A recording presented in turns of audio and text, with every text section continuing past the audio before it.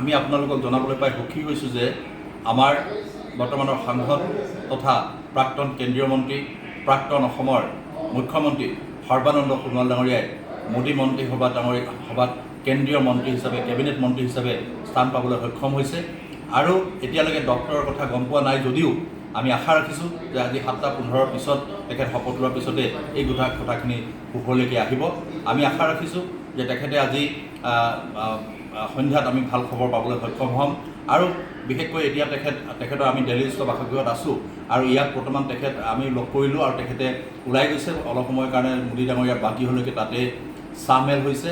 আৰু সেই চাহমেলত যিসকল তেনেকুৱা কোৰ কমিটি বা কেবিনেট যিসকলে মৰ্যাদা পাবলৈ সক্ষম হৈছে তেওঁলোকে তালৈকে গৈছে। আৰু আশা কৰিছোঁ আজি সন্ধ্যা আমাৰ কাৰণে সকলোৰে কাৰণে এটা মংগলময় হ'ব, কাৰণ তেখেতে যি ধৰণে ভাৰতবৰ্ষখনৰ লগতে অসমখনৰ লগতে যি ধৰণে যোৱা সময়খিনিত ডিব্ৰুগড় লোকসভা সমষ্টিৰ অন্তৰ্গত আমাৰ বগীবিলত এটা পৰ্ট আনিবলৈ খুব কম সময়ৰ ভিতৰত সক্ষম হৈছিল। লগতে যদি আমি চাওঁ যে আমাৰ জকাই অঞ্চলত এখন আয়ুষ 100 বেডেড হস্পিটেল আনিবলৈ তেখেতে সক্ষম হৈছিল।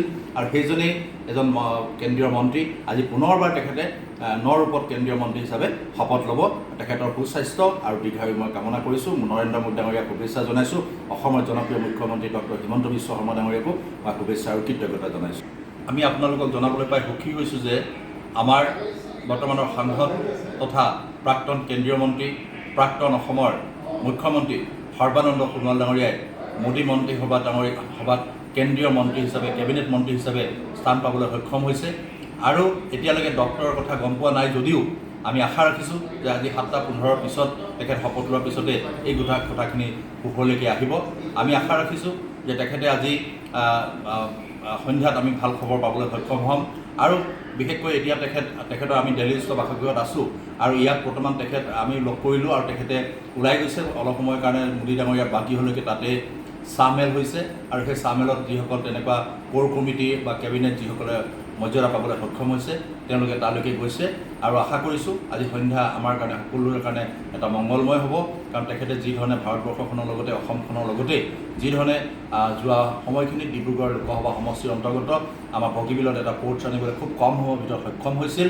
লগতে যদি আমি চাওঁ যে আমাৰ জকাই অঞ্চলত এখন আয়ুষ 100 বেডেড হস্পিটেল আনিবলৈ তেখেতে সক্ষম হৈছিল। আৰু সেইজনেই এজন কেন্দ্ৰীয় মন্ত্ৰী। আজি পুনৰবাৰ তেখেতে নৰূপত কেন্দ্ৰীয় মন্ত্ৰী হিচাপে শপত ল'ব।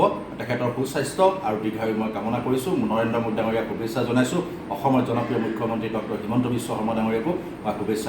আমি আপোনালোকক জনাবলৈ পাই সুখী হৈছোঁ যে আমাৰ বৰ্তমানৰ সাংসদ তথা প্ৰাক্তন কেন্দ্ৰীয় মন্ত্ৰী প্ৰাক্তন অসমৰ মুখ্যমন্ত্ৰী সৰ্বানন্দ সোণোৱাল ডাঙৰীয়াই মোদী মন্ত্ৰীসভাত কেন্দ্ৰীয় মন্ত্ৰী হিচাপে কেবিনেট মন্ত্ৰী হিচাপে স্থান পাবলৈ সক্ষম হৈছে। আৰু এতিয়ালৈকে ডক্টৰৰ কথা গম পোৱা নাই যদিও আমি আশা ৰাখিছোঁ যে আজি 7:15 পিছত তেখেত শপত লোৱাৰ পিছতে এই কথাখিনি পোহৰলৈকে আহিব। আমি আশা ৰাখিছোঁ যে তেখেতে আজি সন্ধ্যাত আমি ভাল খবৰ পাবলৈ সক্ষম হ'ম।